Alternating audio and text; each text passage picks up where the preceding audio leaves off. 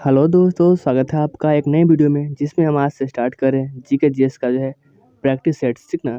इसमें हम देखेंगे जो है जीके भी देखेंगे और जीएस भी, मतलब जनरल नॉलेज के साथ साथ जनरल साइंस भी इंक्लूड करते चलेंगे, ठीक ना। तो आज से स्टार्ट कर रहे हैं। हर रोज़ जो है आपको 6 बजे जो है मिल जाएगा शाम में, ठीक ना। तो इसको ध्यान रखिएगा। तो चलिए स्टार्ट करते हैं, आज से नई आगाज़ की शुरुआत करते हैं हम।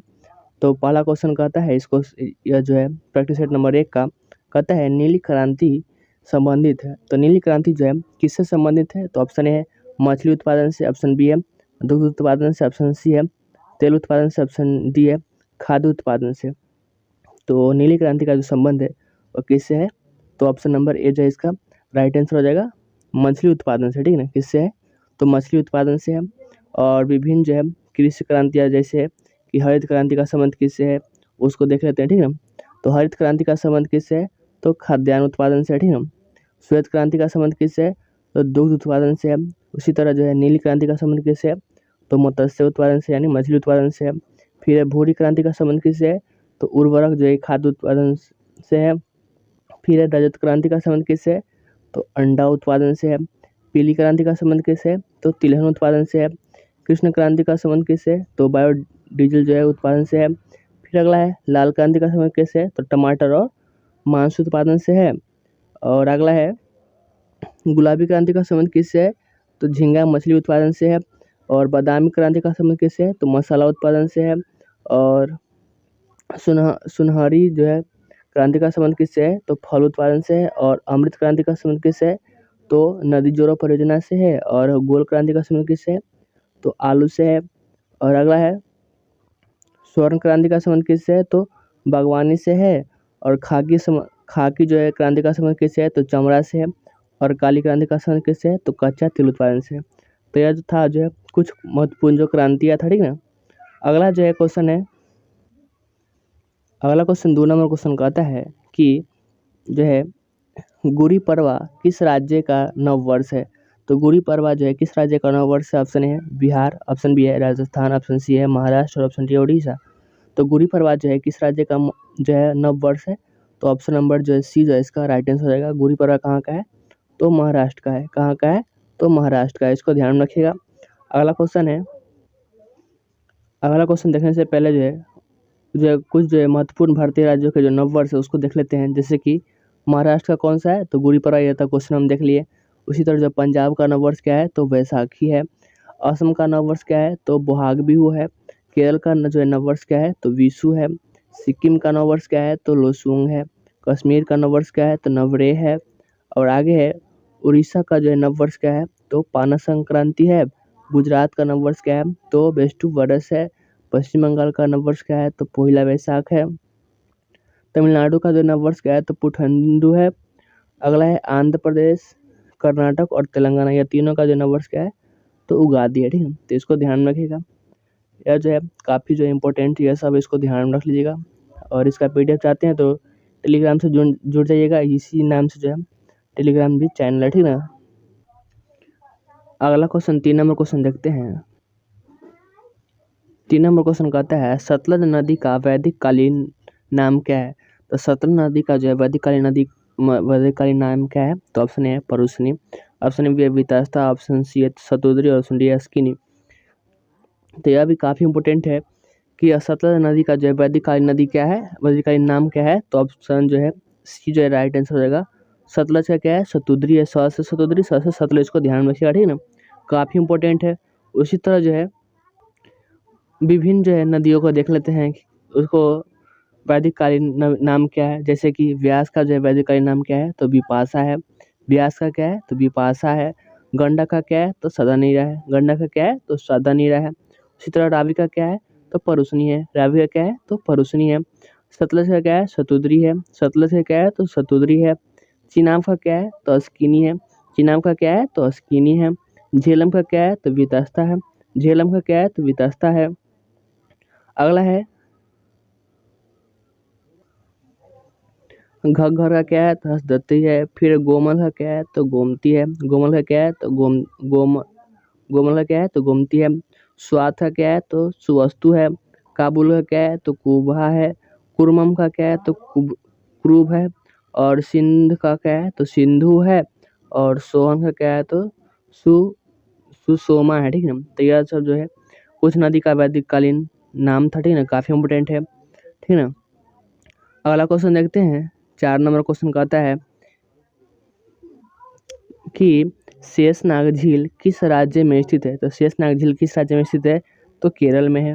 ऑप्शन बी है उत्तराखंड में, ऑप्शन सी है जम्मू कश्मीर में, ऑप्शन डी है राजस्थान में। तो शेषनाग झील कहाँ पर स्थित है तो ऑप्शन नंबर जो है सी राइट आंसर हो जाएगा, ठीक है ना। शेषनाग झील कहाँ है तो जम्मू कश्मीर में है। इसी तरह जो है जम्मू कश्मीर के जो प्रमुख झील है कौन कौन से उसको देख लेते हैं, ठीक है ना। तो जम्मू कश्मीर के प्रमुख झील कौन है, डल झील है, काफ़ी इंपोर्टेंट है, फिर वुलर झील है, मानसवल झील है, आंचार झील है, फिर है शेषनाग झील है, नागिन झील है, ठीक ना। यह सब कहाँ का झील है तो जम्मू कश्मीर का है। फिर वेरीनाग झील है, तरसर झील है, और कौसर नाग झील है। तो ज़्यादातर नाग वाला झील जम्मू कश्मीर में है, ठीक है, इसको ध्यान में रखिएगा। अगला क्वेश्चन 5 नंबर क्वेश्चन कहता है पहाड़ों पर जल कम तापमान पर उबलता है क्योंकि। तो पहाड़ों पर जो है जल जो है कम तापमान पर उबलने लगता है, उसका क्या कारण है। ऑप्शन ए है पहाड़ों पर ठंड होती है, ऑप्शन बी है पहाड़ों पर कार्बन डाइऑक्साइड कम होती है, ऑप्शन सी है पहाड़ों पर वायु दाब कम होता है, और ऑप्शन डी ऑक्सीजन कम होती है। तो पहाड़ों पर जो है जल या कोई भी मतलब पदार्थ होता है वो अपने जो है कम तापमान में उबलना प्रारंभ कर देता है, ठीक ना। तो उसका कारण मेन कारण क्या है तो उसका मेन कारण क्या है ऑप्शन नंबर सी, पहाड़ों पर जो है वायु दाब जो है कम होता है। क्या होता है वायु दाब कम होता है, इसलिए जो है वह कम तापमान पर ही उबलने लगता है, ठीक ना। जो उसका निश्चित तापमान रहता है उबलने का वो उससे कम तापमान पर ही उबलने लगता है, ठीक ना। अगला क्वेश्चन है 6 नंबर क्वेश्चन कहता है कि मलयालम भाषा को कब शास्त्रीय भाषा के रूप में शामिल किया गया है। तो मलयालम जो भाषा है शास्त्रीय भाषा के रूप में कब जो है इसको शामिल किया गया है। तो ऑप्शन ए है 2003, ऑप्शन बी है 2004, ऑप्शन सी है 2008, ऑप्शन 2000, ऑप्शन डी है 2013। तो मलयालम भाषा को जो है 2013 में जो है शास्त्रीय भाषा के रूप में जो है मान्यता मिला था, ठीक ना। अगला क्वेश्चन है 7 नंबर क्वेश्चन कहता है कि वैद्युत आवेश को जो है भंडारित करने के लिए प्रयुक्त उपकरण को कहते हैं। तो वैद्युत आवेश को जो है भंडारित करने के लिए प्रयुक्त उपकरण क्या है तो ऑप्शन है प्रेरक, ऑप्शन बी है संधारित्र, ऑप्शन सी है परिणामित्र, और ऑप्शन डी है ट्रांजिस्टर। तो वैद्युत आवेश को जो है यानी जो चार्ज होता है उसको भंडारित करने के लिए स्टोरेज करने के लिए कौन सा उपकरण का उपयोग करते हैं हम लोग तो संधारित्र जिसको हम कंडेंसर कहते हैं उसका जो है प्रयोग करते हैं, ठीक है ना। अगला क्वेश्चन है 8 नंबर क्वेश्चन कहता है कि तरल द्वारा जो है लगाए गए घर्षण बल को डैश कहते हैं। तो तरल द्वारा जो है जो घर्षण बल लगाया जाता है उसको क्या कहते हैं। ऑप्शन ए कर्षण, ऑप्शन बी है उत्प्लावकता, ऑप्शन सी है उत्क्षेप, और ऑप्शन डी है संवहन। तो तरल द्वारा जो घर्षण बल लगाया जाता है उसको क्या कहते हैं कर्षण कहते हैं। क्या कहते हैं कर्षण करते हैं। ऑप्शन नंबर ए जो है राइट आंसर हो जाएगा। फिर अगला क्वेश्चन है 9 नंबर क्वेश्चन कहता है कि मोतीलाल नेहरू और चित्तरंजन दास द्वारा संस्थापक सदस्य थे। तो मोतीलाल नेहरू और चित्तरंजन दास जो है किसके संस्थापक सदस्य थे। तो ऑप्शन ए कहता है भारतीय कम्युनिस्ट पार्टी, ऑप्शन बी है फॉरवर्ड ब्लॉक के, ऑप्शन सी है समाजवादी जो है उसका, फिर अगला है स्वराज पार्टी। तो यह जो है मोतीलाल नेहरू और चित्तरंजन दास द्वारा किसका जो है स्थापना किया गया था तो स्वराज पार्टी का स्थापना किया गया था, ठीक ना। किसका स्थापना किया गया था तो स्वराज पार्टी का स्थापना किया गया था। और आपको थोड़ा थोड़ा जो है बाजा का आवाज़ सुनाई देता होगा, लेकिन कॉपरेट कीजिएगा क्योंकि जानते हैं जलने वाला कोई कमी नहीं है दुनिया में, ठीक है ना। देखा है वीडियो बना रहा है तो बाजा चालू कर दिया, कोई बात नहीं है, थोड़ा कॉपरेट कीजिएगा आप लोग, आपको कंटेंट मिला जा रहा है, ठीक ना। 10 नंबर क्वेश्चन कहता है पाथवे टू गॉड पुस्तक के लेखक कौन है। तो पाथवे टू गॉड पुस्तक के लेखक कौन है। ऑप्शन ए है महात्मा गांधी, ऑप्शन बी है श्री अरविंदो, और ऑप्शन डी सी है जवाहरलाल नेहरू, और ऑप्शन डी है सरदार वल्लभ भाई पटेल। तो पाथवे टू गॉड जो है पुस्तक के लेखक कौन है तो महात्मा गांधी, ठीक है ना। ऑप्शन नंबर ए जो है इसका राइट आंसर हो जाएगा। थोड़ा हम तेज़ी में इसमें कर लेते हैं क्योंकि बाजा चालू कर दिया है, क्या करें, आपको थोड़ा अजीब लग रहा होगा। अगला क्वेश्चन है 11 नंबर क्वेश्चन कहता है निम्नलिखित में से किसे फ्रंटियर गांधी के नाम से जाना जाता है। तो फ्रंटियर गांधी के नाम से किसे जाना जाता है? तो चंद्रशेखर आजाद ऑप्शन ए है। ऑप्शन बी है खान अब्दुल गफ्फार खान। ऑप्शन सी है जवाहरलाल नेहरू और ऑप्शन डी है भगत सिंह। तो फ्रंटियर गांधी के नाम से जो है किसे जाना जाता है? तो ऑप्शन नंबर बी जो है इसका राइट आंसर हो जाएगा खान अब्दुल गफ्फार खान, ठीक ना। किसको जाना जाता है? तो खान अब्दुल गफ्फार खान को फ्रंटियर गांधी के नाम से जाना जाता है। और जिस क्वेश्चन का आपको आंसर आता है उसको कमेंट में आप टाइप करते चलिएगा, ठीक ना। अगला क्वेश्चन है 12 नंबर क्वेश्चन कहता है कि कौन सा पंच प्रयाग में एक नहीं है? तो प्रयाग हम लोग के पास कितने हैं? तो 5 है, ठीक है, 5 गो है। तो उसमें से कौन सा एक नहीं है? तो ऑप्शन ए है सोन प्रयाग, ऑप्शन बी है रुद्र प्रयाग, ऑप्शन सी है कर्ण प्रयाग और ऑप्शन डी है नंद प्रयाग। तो इसमें से जो है रुद्र प्रयाग भी है, कर्ण प्रयाग भी है और नंद प्रयाग, लेकिन सोन प्रयाग नहीं होता, ठीक ना। ऑप्शन नंबर ए जो है इसका राइट आंसर हो जाएगा, ठीक ना। अगला क्वेश्चन है 13 नंबर क्वेश्चन कहता है कि बेगम हजरत महल भारत के निम्नलिखित में से किस विद्रोह से संबंधित है? तो बेगम हजरत महल जो है वह जो है भारत के किस मतलब विद्रोह से संबंधित है? तो ऑप्शन ए कहता है मोपला विद्रोह से, जो कब हुआ था? तो 1921 में हुआ था। फिर अगला है पाइका विद्रोह, यह कब हुआ था? तो 1817 में। फिर गोंड विद्रोह 1941 में हुआ था। फिर अगला है सिपाही विद्रोह 1857 से। तो यह जो है बेगम हजरत महल जी जो है वो किस विद्रोह से संबंधित है? तो ऑप्शन नंबर डी जो है सिपाही विद्रोह। और यह सिपाही विद्रोह कब हुआ था? तो 1857, जिसको हम 1857 की क्रांति भी कहते हैं, ठीक है, उससे जो है यह संबंधित है। यह जो है नेतृत्व कहाँ से कर रहे थे? तो जो है लखनऊ से कर रहे थे, ठीक है, बेगम हजरत महल। अगला क्वेश्चन 8 नंबर क्वेश्चन कहता है भारत का सबसे पुराना उच्च न्यायालय कौन सा है? तो भारत का जो सबसे पुराना उच्च न्यायालय कौन सा है? ऑप्शन ए है बम्बई उच्च न्यायालय, ऑप्शन बी है मद्रास उच्च न्यायालय, ऑप्शन सी है इलाहाबाद उच्च न्यायालय, ऑप्शन डी है कलकत्ता उच्च न्यायालय। तो भारत का जो सबसे पुराना उच्च न्यायालय का नाम क्या है? तो कलकत्ता उच्च न्यायालय, ठीक ना। कौन सा है? तो कलकत्ता उच्च न्यायालय है। फिर अगला क्वेश्चन है 15 नंबर क्वेश्चन कहता है कि प्रसिद्ध यात्रा वृत्तांत रिकॉर्ड ऑफ बुद्धिस्ट किंगडम निम्न में से किसके द्वारा लिखा गया था? तो यात्रा वृत्तांत का नाम क्या है? तो रिकॉर्ड ऑफ बुद्धिस्ट किंगडम, इसका जो लेखक कौन है? ऑप्शन ए है फाहियान, ऑप्शन बी है अल्बेर्नी, ऑप्शन सी है मार्को पोलो और ऑप्शन डी है मेगास्थनीज। तो यह जो है पुस्तक के लेखक कौन है? तो फाहियान है। कौन है? तो फाहियान है। तो ऑप्शन नंबर ए जो इसका राइट आंसर हो जाएगा। अगला क्वेश्चन है 16 नंबर क्वेश्चन कहता है कि निम्नलिखित में से किसे भारत में हरित क्रांति के जो है जनक के रूप में जाना जाता है? तो हरित क्रांति के जनक के रूप में किसे जाना जाता है? तो ऑप्शन ए है MS स्वामीनाथन, ऑप्शन बी है नॉर्मल बोरलॉग और ऑप्शन सी है वर्जिन कुरियन और ऑप्शन डी है सिरिल रेडक्लिफ। तो इसका राइट आंसर क्या हो जाएगा? Option number A MS Swaminathan जो है इसको जो है भारत में हरित क्रांति के जनक के रूप में जाना जाता है, ठीक ना। अगला क्वेश्चन है 17 नंबर क्वेश्चन कहता है कि राज्यसभा का पदेन सभापति कौन होता है? तो राज्यसभा का जो है पदेन सभापति कौन होता है? राज्यसभा के विपक्ष के नेता, ऑप्शन बी है स्पीकर, ऑप्शन सी है भारत के उपराष्ट्रपति और ऑप्शन डी है प्रधानमंत्री। तो राज्यसभा का जो पदेन सभापति कौन होता है? तो भारत का जो उपराष्ट्रपति होता है, ठीक ना, वो पदेन सभापति, ठीक ना। यह आर्टिकल 64 में इसका वर्णन है, ठीक ना, कि जो भारत का उपराष्ट्रपति होगा वह राज्यसभा का पदेन सभापति होगा। यह आर्टिकल 64 में, ठीक है, इसको ध्यान में रखिएगा। अगला क्वेश्चन है 18 नंबर क्वेश्चन कहता है कि किस वर्ष अकबर ने पहली बार जजिया कर समाप्त किया? तो अकबर ने जजिया कर कब समाप्त किया था? ऑप्शन है 1564 में, ऑप्शन बी है 1567 में, ऑप्शन सी है 1565 में, ऑप्शन डी है 1566 में। तो अकबर ने जो है जजिया कर कब समाप्त किया था? तो ऑप्शन नंबर ए जो है इसका राइट आंसर हो जाएगा 1564 में जो है अकबर ने जजिया कर। अगला क्वेश्चन 19 नंबर क्वेश्चन कहता है फॉरवर्ड ब्लॉक की स्थापना किसने की? तो फॉरवर्ड ब्लॉक की स्थापना किसने किया था? Option A Subhash Chandra Bose, option B है रास बिहारी बोस, ऑप्शन सी है जादू गोपाल मुखोपाध्याय, ऑप्शन डी है हेमचंद्र घोष।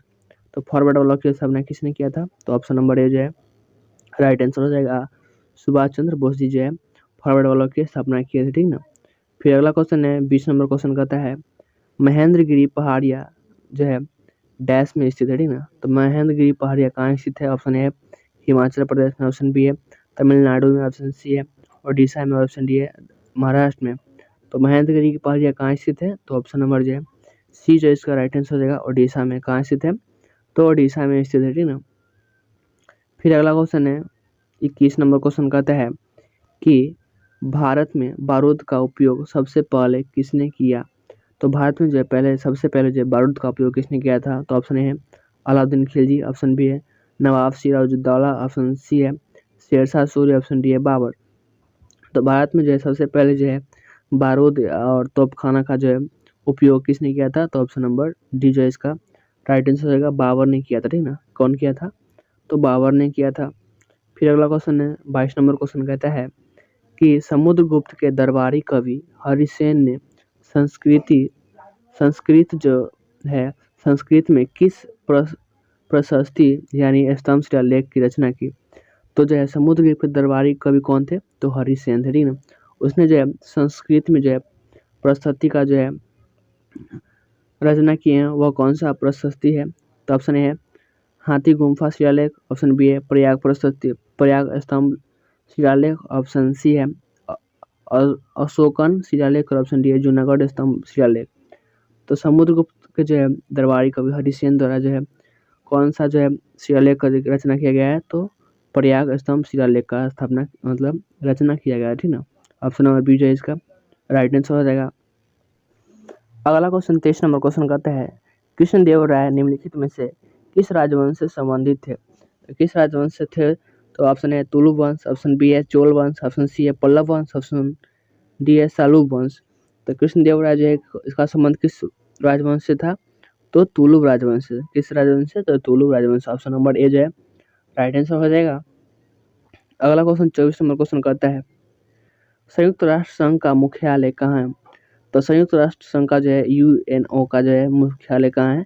तो ऑप्शन ए है न्यूयॉर्क, ऑप्शन बी है ब्रुसेल्स, ऑप्शन सी है मनीला, ऑप्शन डी है लंदन। तो इसका राइट आंसर क्या हो जाएगा? यूएनओ का मुख्यालय कहाँ है? तो न्यूयॉर्क में। ऑप्शन नंबर ए जो है राइट आंसर हो जाएगा, ठीक ना। अगला क्वेश्चन है 25 नंबर क्वेश्चन कहता है कि गुरु जतिन गोस्वामी का संबंध किस शास्त्रीय नृत्य से है?